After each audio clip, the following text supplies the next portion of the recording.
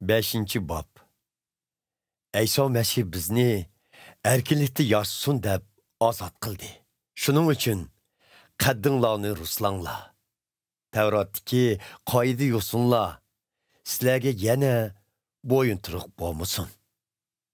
Menki Pavlus shuni aytib qo'yayki, agar sizlar haqqoniylikni izlab turib, yanıla xatniga tayansanglar, u chaqda Ayso Masihning sizlarga hech qanday foydasi qolmaydi. Men xatniga tayanmoqchi bo'lganlarni yana bir qitim ogohlantirmanki, agar sizlar xatni qabul qilsanglar, Tavratdagi bütün qoida yo'sinlarga to'liq bo'ysunishinglar kerak. Sizlar bularga bo'ysunishga tayinib, haqqoniy odam deb jakarlanishga tirishsanglar, u chaqda sizlar Ayso Masihdan ayrilib qolasizlar. Shundaqla Xudoning mehr shafqatini rad qilgan bo'lasizlar. Lekin e'tiqod orqali haqqoniy odam deb jakarlangan bizlar bo'lsak, muqaddas ruhga tayinib, Xudoning bizga va'da qilgan baxt saodatlarini intizorlik bilan kutmoqdamiz. Biz Ayso Masihga mansub bo'lganligimiz uchun xatni qilish yoki qilmaslik muhim emas. Faqat mehr muhabbat orqali ifodalangan e'tiqodlar muhim deb qaraymiz. Sizlar e'tiqod yo'lida olg'a besayotgan edinglar. Biroq kim sizlarning haqiqatga itoat qilishinglarga to'salg'i bo'ldi? U albatta sizlarni o'ziga chaqirgan Xudo emas.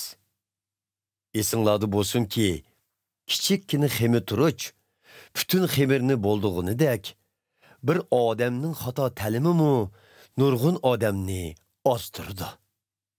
Sizlarmi bu ishda menga o'xshash o'ylaydigan bo'lisizlar deb Xudoga bo'lgan e'tiqodim bilan ishinaman. Sizlarni quturtayotgan kim bo'lishidan qat'iy nazar, u cho'qim Xudoning jazosini totidi. Qarindoshlar, agar men ular aytgandek xatni qilish kerak deb davomli ta'lim berib yurgan bo'lsam, undaqda men bugungi kunda yana nima uchun Yahudilarning ziyonkashligiga uchrayman? Agar shundoq qilgan bo'lsam, u chaqda qutquzilish faqat Ayso Masihning Kristdagi qurbonligidanla keladi demagan bo'lardim. Ham ularning g'azabini qo'zmagan bo'lardim.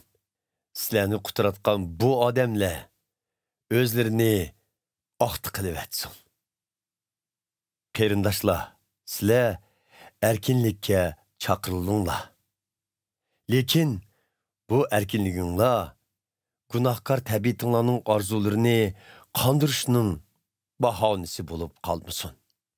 Aksicha, buni bir-biringlarga mehr muhabbat bilan xizmat qilishning fursati deb bilinglar. Chunki bütün Tavrat qonuni qo'shningni o'zingni söygandek söy degan amirga yig'inchoqlangan. Lekin faqat bo'linglarki, bir-biringlarni tishlab tortib yursanglar, o'zinglarni vayron qilsizlar. Shuni demoqchimanki, muqaddas ruhning yetakchiligida yashanglar. Shu chaqda gunohkor tabiatinglarning orzu havaslariga yo'l qo'ymaysizlar.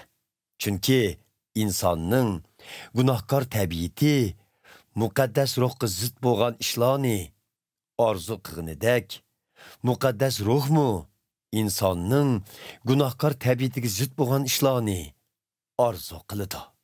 Ular bir-biriga qarama-qarshidir. Bu qarama-qarshilik o'zinglar orzu qilgan ishlarni qilishda to'qinish paydo qiladi.